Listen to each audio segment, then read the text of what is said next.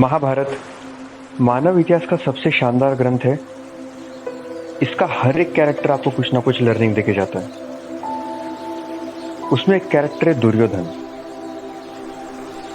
जब कौरव और पांडव कुरुक्षेत्र में युद्ध करने के लिए आए थे, उस टाइम पर दुर्योधन के पक्ष में, यानी कि कौरव के पक्ष में, अगर आप 100 सैनिकों को पकड़ेंगे तो उसमें से 66 सैनिक जो है वो कौरव के साइड में थे और 34 सैनिक जो है पांडव के साइड में थे।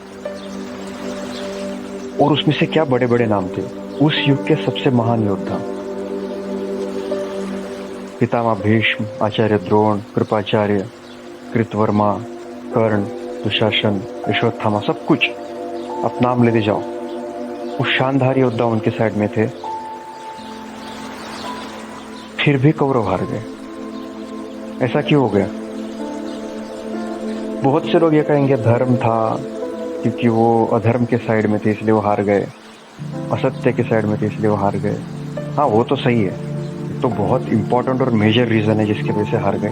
वो हारेंगे, वो क्या कोई भी इंसान ऐसा करेगा तो हारेंगे। लेकिन एक और बहुत मेजर पार्ट था जिसको सब लोग, सब तो नहीं, बहुत मैक्सिमम लोग मिस कर जाते हैं, जहाँ पे ध्यान नहीं जाता ज़्यादातर लोगों का। आप दोनों सेनाओं को देखो जरा, और दोनों सेनाओं को देखो, और वहाँ के जो लोग हैं उनको देखो, उनके कैरेक्टर को देखो आप। ठीक है, इस सेना के सभी डिसीजंस जो है वो दुर्योधन लेते थे, बराबर है। और उस सेना के सभी डिसीजंस जो युधिष्ठिर लेते थे। युधिष्ठिर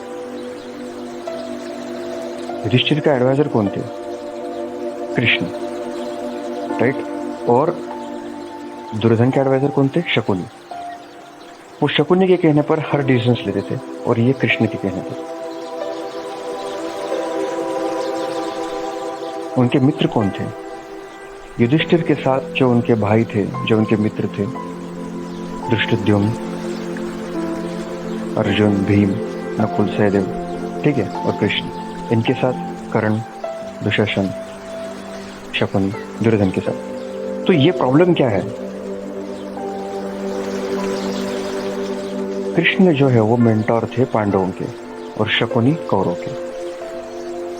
आप जिससे भी एडवाइस ले रहे हो, जिस भी काम में, अगर आपने सही इंसान से सही एडवाइस नहीं ली तो आप फंसोगे। अब देखो ना, उसी सेना में आचार्य द्रोण भी थे, कृपाचार्य भी थे, है ना, पितामह भीष्म भी थे। लेकिन दुर्योधन सिर्फ एक ही इंसान की बात मानते थे, और वो थे शकुनी। और उनके आजू बाजू जो उनके मित्र लोग थे उनके। देखिए, कर्ण और दुर्योधन की मित्रता जरूर पॉपुलर है बहुत, लेकिन कर्ण और दुर्योधन जो मित्र थे वो अपने मित्र के बारे में ठीक से नहीं सोचे थे। उन्होंने वो युद्ध चाहते थे अर्जुन से, उनकी ईगो को सेटिस्फाइड करने के लिए, क्योंकि उनको सर्वश्रेष्ठ साबित करना था खुद को। उसके चक्कर में वो कुछ भी करने के लिए रहते थे। अगर आप ठीक से एनालाइज करेंगे तो आपको पता चलेगा। वो इंटरेस्टिंग कैरेक्टर है, बहुत हार्ड कैरेक्टर है एकदम, लेकिन जो उन्होंने किया वो मिस्टेक था, और वो हमेशा उनको युद्ध के लिए भड़काते थे, राइट। शकुनी कूटनीति के लिए और कर्ण युद्ध के लिए, और कृष्ण जो थे वो शांति चाहते थे। वो हमेशा सही एडवाइस करते थे। उनके जो फ्रेंड्स थे, आप कुछ भी बोलो, अगर आप, ठीक है, मैं कुछ लोगों को छोड़ देता हूँ, मतलब हर कोई को तो लागू नहीं होती कुछ चीज़ें, ठीक है, बट 99% लोगों को ये चीज़ लागू होती है कि जब आप किसी के साथ रहते हो तो आप पर उसका प्रभाव पड़ता ही है, ठीक है, पड़ता है डेफिनेटली। आप जिसकी भी, आप अगर आप फैमिली के साथ हो तो आप कुछ तो आपके अंदर एक अंश आ जाता है अपनी फैमिली का, चाहे 20% ही सही। अगर आप किसी मित्र के साथ टाइम स्पेंड कर रहे हो तो कुछ तो ऐसा अंश आ ही जाता है आपके मित्र का आप में, चाहे वो 20% ही सही, लेकिन आ जाता है। इसीलिए आपको जो फ्रेंड्स हैं, आपके जो दोस्त हैं, उनको सही से चुनना चाहिए। आप किसके साथ रहते हुए बहुत मैटर करता है, बहुत। आप जैसे जैसे लोगों के साथ आप रहेंगे वैसे वैसे आपका जो है वो हैबिट्स बनती जाएंगी। इसलिए आप जिसके साथ रहते हो उसके बारे में आपको ठीक से जानना पड़ेगा कि वो इंसान कैसा है, वो सोचता कैसा है, वो करता क्या है। ज़रूरी है। आपने देखा है मतलब जो बहुत सक्सेसफुल लोग रहते हैं वो ज़्यादातर भीड़ में रहना पसंद नहीं करते। तो जब हम मिडिल क्लास लोग जो होते हैं हम ज़्यादातर भीड़ में रहना पसंद करते हैं। ऐसा क्यों होता है? क्योंकि वो लोग सिर्फ उनके साथ रहते हैं जिनकी थॉट पैटर्न्स का जो लेवल है ना वो टॉप क्लास होता है। क्योंकि वो नहीं चाहते कोई कॉम्प्रोमाइज़ हो जाए, जानते हैं कि रियलिटी है कि फ़र्क पड़ता है, साइकोलॉजी है ये। और देखो हर किसी से पड़ता है, लेकिन मैं फिर भी 1% छोड़ रहा हूँ क्योंकि हो सकता है आप कमेंट बॉक्स में ये बोल दो कि नहीं मेरे साथ नहीं होता, हो सकता है आपके साथ ना होता हो, लेकिन फिर भी मैक्सिमम लोगों के साथ ये होता है।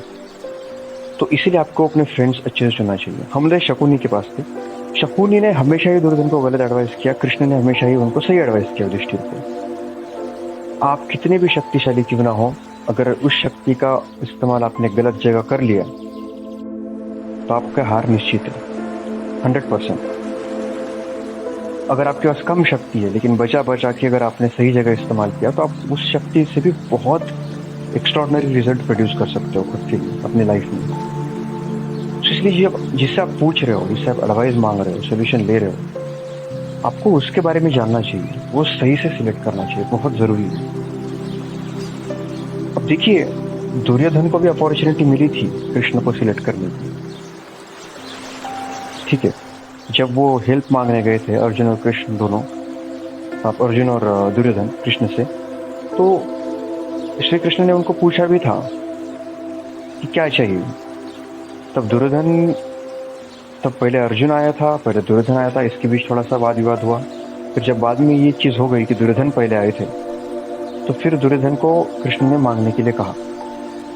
तो उन्होंने खुद एक तरफ नारायणी सेना रख दी और एक तरफ श्री कृष्ण रख दिया अपने आप को, और दुर्योधन नारायणी सेना चल गई। श्री कृष्ण ने अर्जुन कृष्ण को ले गए और उनको एक वर्ल्ड क्लास एडवाइजर मिल गया ये सेना बढ़ाने के चक्कर में, क्योंकि इनके हिसाब से उनके पास एडवाइजर ऑलरेडी था शकुन, उनको एडवाइजर की जरूरत नहीं थी, लेकिन इनको थी, इनके पास कोई नहीं था, इसलिए वो कृष्ण को ले गए। और वो जो सही चुनाव था उसका रिजल्ट है कि पांडव जीत गए। इसलिए जिससे भी आप एडवाइस ले रहे हो जिंदगी में, जो भी आपका मेंटोर है, किसी भी क्षेत्र में क्यों ना है आप, ठीक है, सिर्फ यही नहीं कि आप अगर कॉलेज कर रहे हो, जो भी कर रहे हो, यूपीएससी कर रहे हो, जो भी कर रहे हो, बिजनेस क्यों ना कर रहे हो, आपका जो एडवाइज़र है वो सही होना बहुत ज़रूरी है, बहुत ज़रूरी है। उसको सही से सिलेक्ट कीजिए, फ्रेंड्स को सही से सिलेक्ट कीजिए, क्योंकि आप ज़्यादातर टाइम ऐसे बनेंगे, मतलब जिन लोगों के साथ आप रहते हो उनका प्रभाव आपके जीवन पे बहुत पड़ता है। ज़्यादातर चांसेस है कि उनका प्रभाव आपके जीवन पे इतना पड़ेगा कि आप शायद उनके जैसे बन जाएं।